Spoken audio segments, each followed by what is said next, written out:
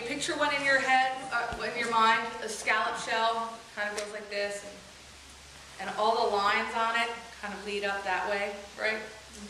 You can see it in your head, a scallop shell. The scallop shell became a symbol for the pilgrimage of St. James. Some call that the way of St. James, or even in Espanol, El Camino de Santiago Galación.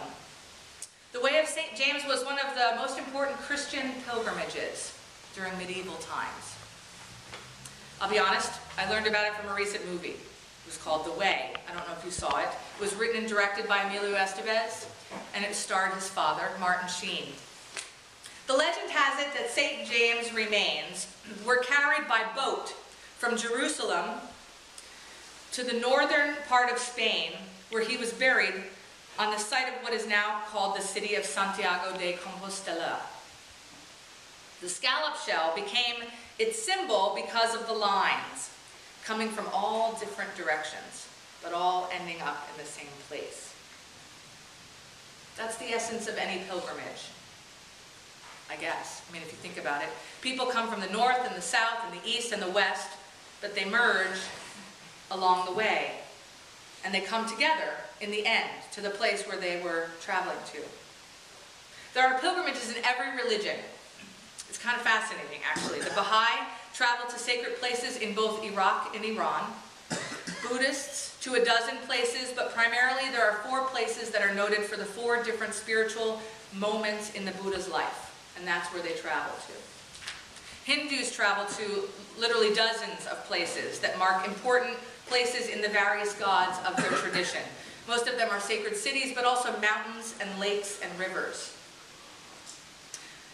For the Sikh, I found this interesting, pilgrimage was not important. In fact, the Guru was asked, should I go and bathe at a pilgrimage site? And the answer was no, that God's name is the real pilgrimage. There's no need. And yet, eventually, the Golden Temple became the place of pilgrimage for the Sikh people. Islam, of course, we all know, particularly in this part of the world, has their famous annual pilgrimage to Mecca, to visit the Hajj, or they call it the Hajj, to visit Mecca. Zoroastrians take a pilgrimage to 8 different locations in India.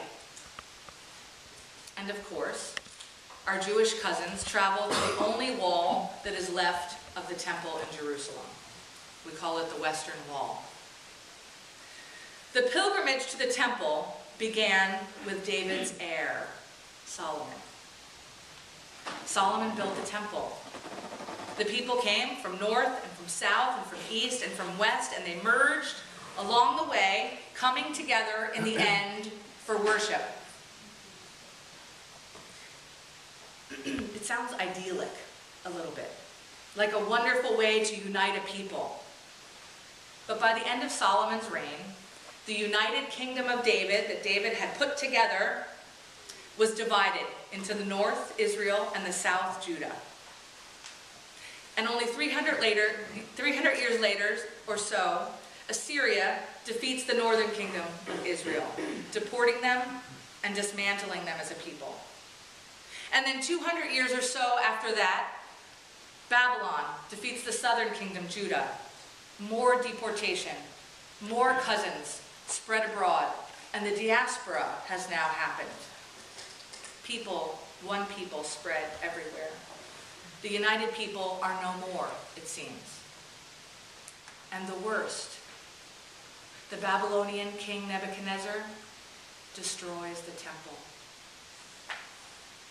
Here's the thing.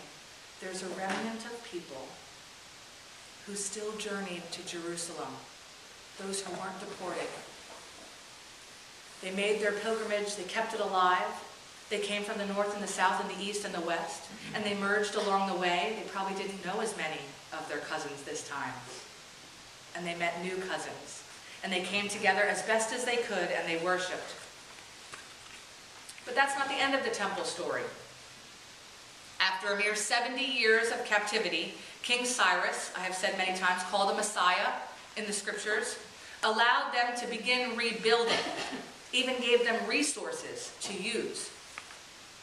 Once more, The people came from north and south and east and west, merging along the way and coming together in the end to pray, reformed as a people.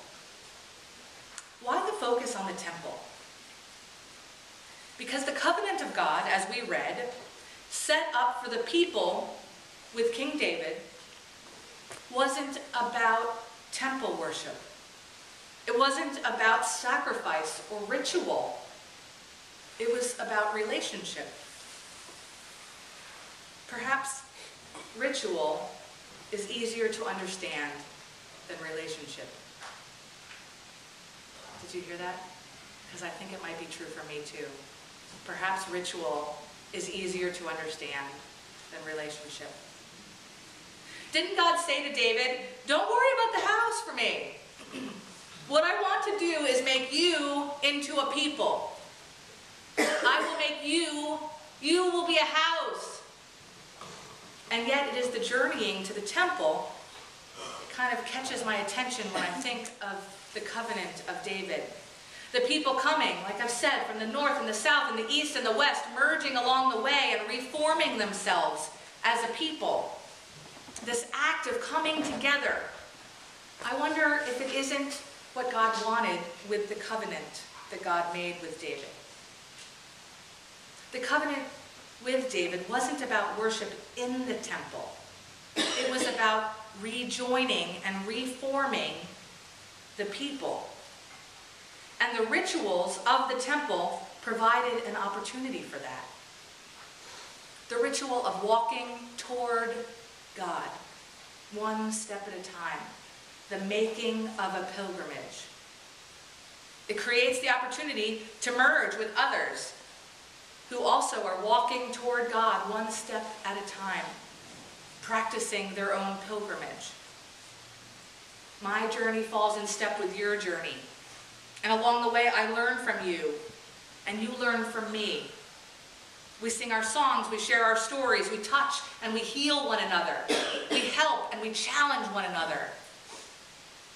We listen a lot, and we affirm daily life, work and play and childbearing and child rearing and worries about the elders in our midst. We merge along the way while we're talking about and working on all of these things together. Merging along the way is much more than simply sharing a road. If we do it right, our merging becomes a much richer experience. We begin to reform as a people, a house that God promised David. And so we come from North Brunswick and South Brunswick, from east of Route 1 and west of Route 1, and we merge like the lines of a scallop, all coming together as one people. Amen. Each week we'd gather around the table, imagining that there would